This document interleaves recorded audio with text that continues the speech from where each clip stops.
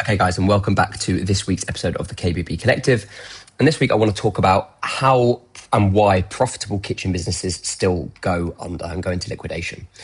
And this is going to be something that catches business owners, kitchen business owners out all the time, which is that you can have more sales than ever, you can have more inquiries than ever, you can have a record order book, and you could still slowly be heading towards a cash crisis.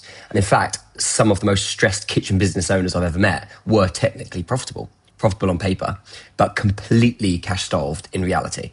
So you've got suppliers chasing you, you've got your overdraft maxed out, you're not paying yourself properly, it's constant stress.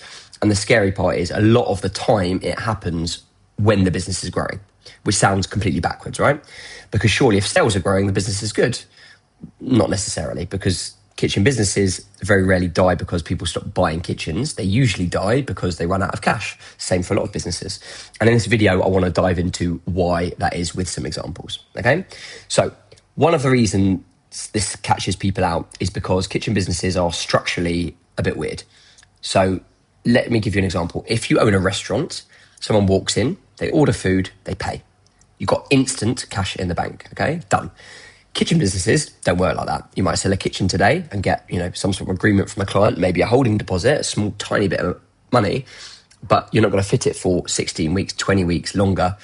And meanwhile, all sorts of things happen in the background. You've got supplier payments that are due. You've got to pay the manufacturing overhead, maybe. You've got to put a deposit down or pay for the appliances up front. You've got worktops to maybe reserve some slabs. You've got wages. You've got design salaries. You've got rent, marketing, all this stuff.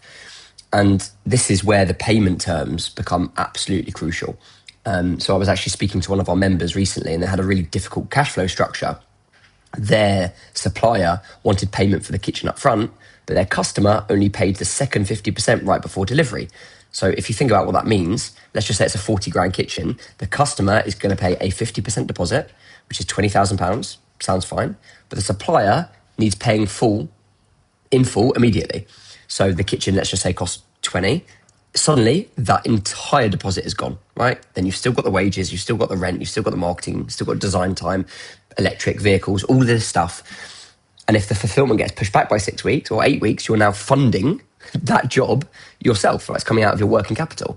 And if you multiply that by, 10 jobs at once, if you want to grow, or 5 jobs at once or whatever, suddenly you can see how businesses are going to get into serious trouble. And this is like the thing that's going to stick with you. You can make a 40 grand sale today and still have less cash in the bank next month. So we talk about one of the biggest lies in business, which is that revenue does not equal cash. Not necessarily a lie, maybe a misunderstanding. So people think revenue's growing, we're doing well at the moment. But revenue and cash are completely different things. And you can still be profitable, but go under, which sounds ridiculous, but it is true, because profit is timing. Cash is reality.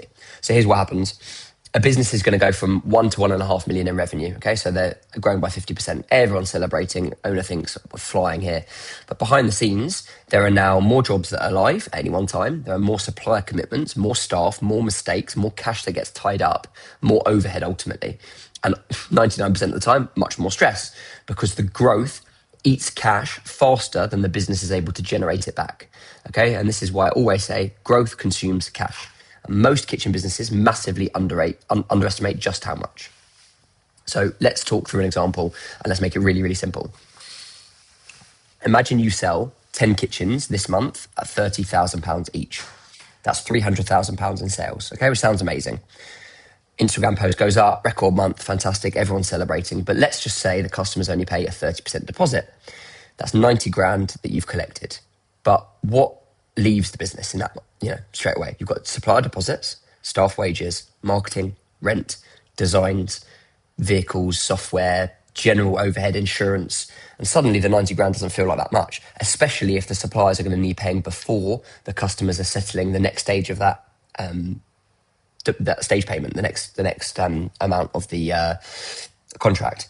So imagine 3 customers then delay their installation by 6 weeks. Now the cash timing is completely messed up, and you're stretching yourself, you're funding part of that kitchen out of working capital. This is why busy does not necessarily mean healthy from a cash flow point of view, okay? Because I've seen kitchen businesses absolutely flat out but struggling quietly financially at the exact same time, even though margins were solid and profitability was solid. So the growth makes this problem worse because growth consumes cash. So a 500 grand turnover, you might have one designer, one admin, which is, and yourself doing a lot of stuff, right? Lower wage bill, fewer live jobs, less exposure. The mistakes are going to hurt less. But at 2 million, it's a completely different story. Now you maybe got 4 designers, a project manager, an installation coordinator, you've got, an admin person, you've got marketing spend, bigger premises, bigger wage bill ultimately. And suddenly the payroll creeps up to, 30, 40 grand every month. And you're like, before the extra revenue lands in the bank, you've already got to hire people. You've already committed to the cost and you've already increased marketing. You've already expanded. And so your cash flow is behind. You're waiting for yourself to grow into that, but you've already outlaid it over here before it gets to that point. So let me give you another example. Let's just say demand spikes and you think amazing, like we're going to need to hire another designer. You hire them, salary's going to be, 50 grand, but it takes 6 months before they're productive, maybe longer. So the growth is going to create that cash hole first before it creates profit later. Same with the bigger premises, same with more vehicles on the road, same with the showroom investment, same with stock, which is why some of the fastest growing kitchen businesses are the most financially fragile, because they accidentally outgrow what's in the bank. So let's talk about what the good ones do, the good businesses do. So the best kitchen operators I know obsess far less over turnover and more over liquidity, right? Profitability, yes, but liquidity too. Cash position, order book value, payment timing, forward cash flow. This is why things like the cash flow forecast is so important and allows you to see round corners. They look at the margins, yes, they look at their pipeline. The turnover is not as relevant, okay? Yes, it's a leading indicator, but ultimately the cash is what gives you optionality. The cash lets you hire, cash lets you market, cash lets you survive slow months, and ultimately cash lets you sleep at night. And if you're constantly stressed, despite the fact that you're busy, that's maybe something you want to look at, okay? Or you want to look at margins first to make sure that you are actually profitable. Next thing you want to look at is the cash flow and the timing of all of that.